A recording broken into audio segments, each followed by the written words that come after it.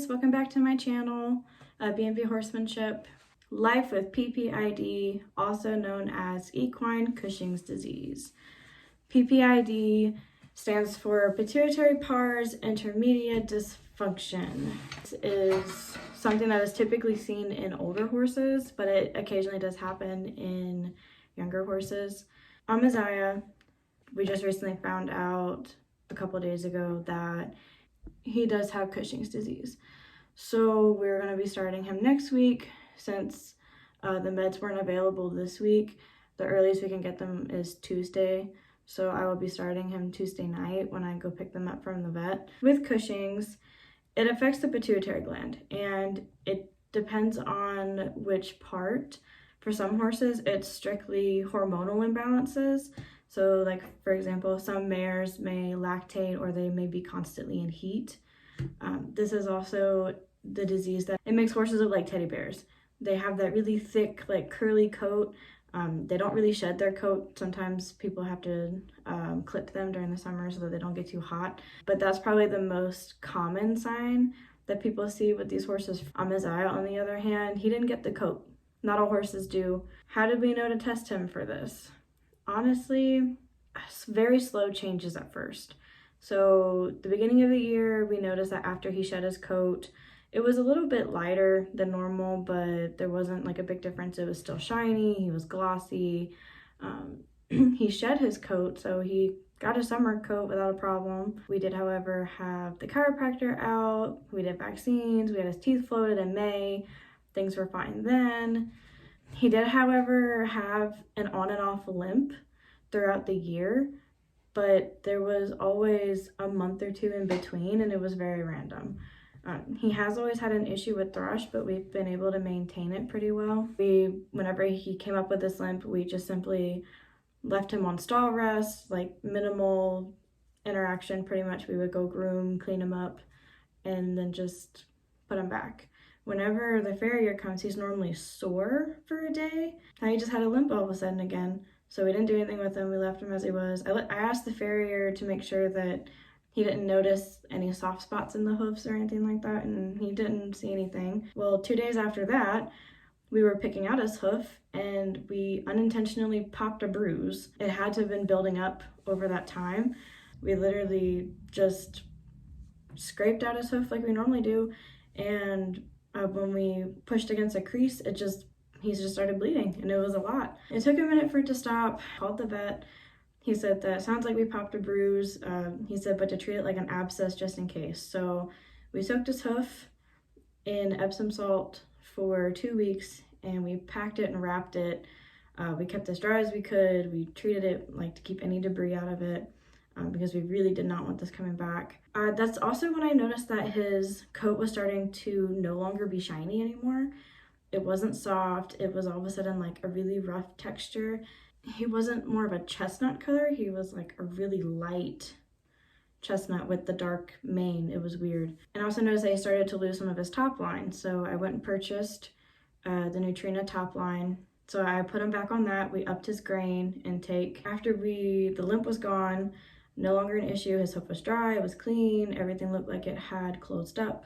Well, July 24th, the very last week of July, he had a severe limp. Like he was limping so hard, and it really scared me. Like I thought that he hurt himself because I've never seen him limp like that. Obviously, with that kind of limp, he was very painful. So we treated him for that. Just to clarify what I mean by we treated him is that I called the vet and I told him about the limp again, and I sent him the video, and he said to continue treating it as an abscess. So that is what we did.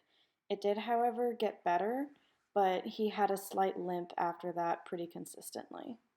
About a month later, give or take, he still wasn't really putting on any weight. On the 15th, I noticed that, on August 15th, I noticed that he had more bruising on all of his hooves, and it was in the same spot on every hoof, but his 2 front hooves were by far the worst.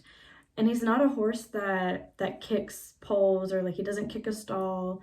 He's very still. He pretty much like holds down the ground like it's gonna leave somewhere. He doesn't really move a whole lot. If you let him out in the pasture, he goes and runs and he he interacts with the horses like any other horse does, but it's just when he's in a stall, he's simply there to rest. He doesn't really do anything. So that's why I thought that was weird. And at the time, they weren't putting him out in the pasture because they were building a fence. And obviously, if you don't have a fence, you can't put horses out there because you don't want them running off the property. So that was being fixed at the time. So he wasn't going out in the pasture. So I know he wasn't in there beating up stuff. So the bruising didn't make sense, and it was very weird. He had regained a little bit of weight, but I noticed that his neck was getting thin, which was weird because he was gaining the weight back over his ribs, but his top line was still noticeable, and that muscle wasn't coming back. And then the muscle in his neck was disappearing. So that was weird as well. I talked to the lady at the barn. I knew that the vet was coming out soon, and I asked her to add him to the list so that we could have blood work done on him and have an exam done. On the 21st, the vet came, they pulled blood, did an exam, and I explained to her my concern for him, and she completely agreed. With everything being so odd with his particular symptoms, because he was, however, on top of the random limping and the bruises and the weight loss and the change in his coat, he drinks a lot and he urinates a lot, but he's always done that. That's the one thing that he has always done consistently since I've had him. My assumption was that he's a big horse. Maybe he just drinks more than, other horses. He's a big guy. He's going to need more water. And of course, because he's drinking more, he's going to urinate more. It just made sense to me that way. And the vet agreed. She said that she would have made the same assumption. She said, but given his symptoms, that she was concerned that something else was going on, and also proved my point that something had to be going on because it wasn't making sense why he wasn't getting better. We upped his grain, we were treating him for pain, all this stuff. It just nothing was lining up right, and it was so weird. We pulled blood for a CBC and a chemistry, and the ACTH. The ACTH is the test for the Cushing's disease. Now, I did, however, receive results for his CBC and his chemistry. That came back pretty normal. The only thing it signified was that he was low on sodium and chloride, but that's from him drinking so much and urinating so much. It wasn't showing that he was diabetic or anything like that. No liver, no kidney issues. All of that had been narrowed down. So it's okay, now it's just waiting for the Cushing's disease test. Well, the day that she called me, she explained to me that that test tube on the way to the lab broke. So they had to come back out, get more blood, but she wasn't able to do that for another week. So sadly, that prolonged our treatment process and our diagnostics. So it was delayed, but it was not something it was out of her control, out of my control. It's not something that we could have changed. There really was no preventing it either. They don't know why it broke. They said, it's not something that happens often. By September 4th, when she came back to draw the blood again, which was about a week and a half, almost 2 weeks, he dropped 300 pounds. And he looks really rough. He looked really rough. He still looks rough right now, but we also haven't started him on anything yet. But he looked really bad. I was really getting nervous because I was like, something is really eating him up. And he had a fever, of course, and then all of a sudden he had digital pulses on all 4 legs, so he was painful everywhere.